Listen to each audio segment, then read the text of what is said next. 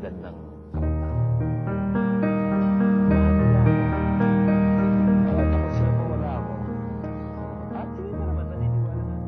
And that is not the work of the church.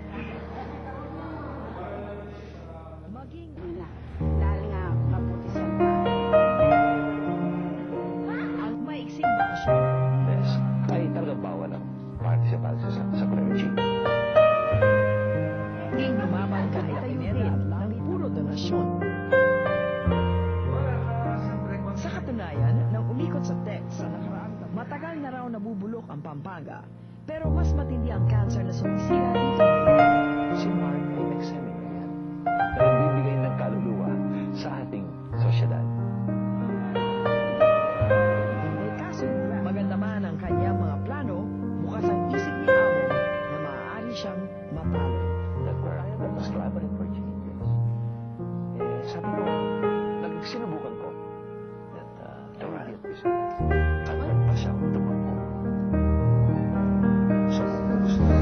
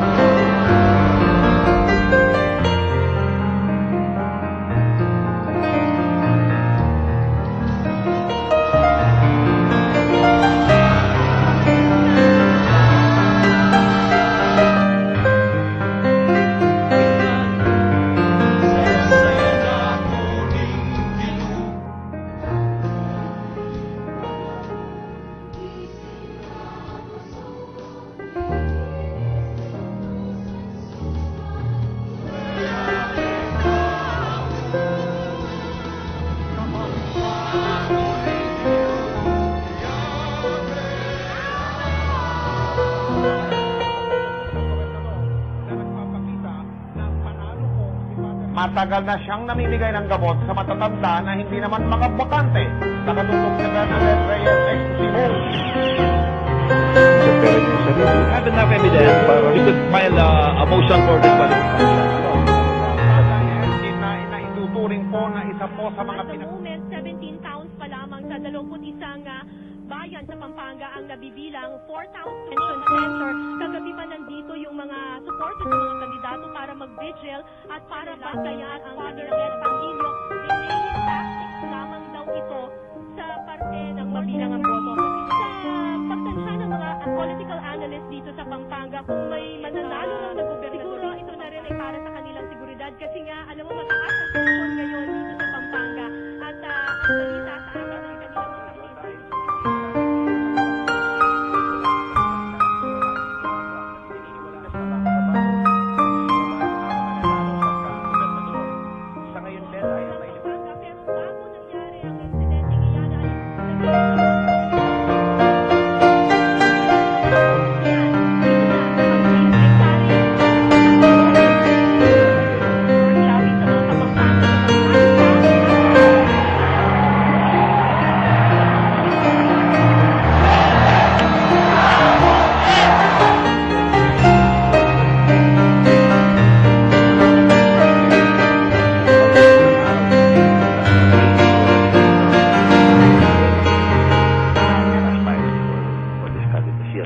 tungkulin ko bilang para sa active minister sapagkat pumasok ko sa politika at nahilig ka ng afford to be defended na nagtutulungan ka rin.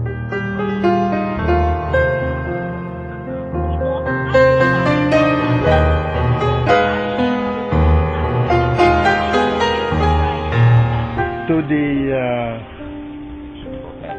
kasi napakahirap sabihin, ako po'y nadaya ni Father Panlilio, apay pagtatawa ng power that we had in the past, alam mo, those encourage military adventurism. Habang ginagampanan kanyang tungkulin bilang gobernador.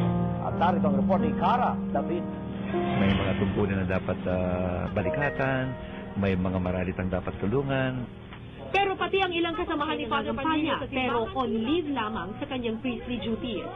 Nitong linggo matapos ang halos 2 buwan mula nang idaos niya ang kanyang huling misa, Took the form of a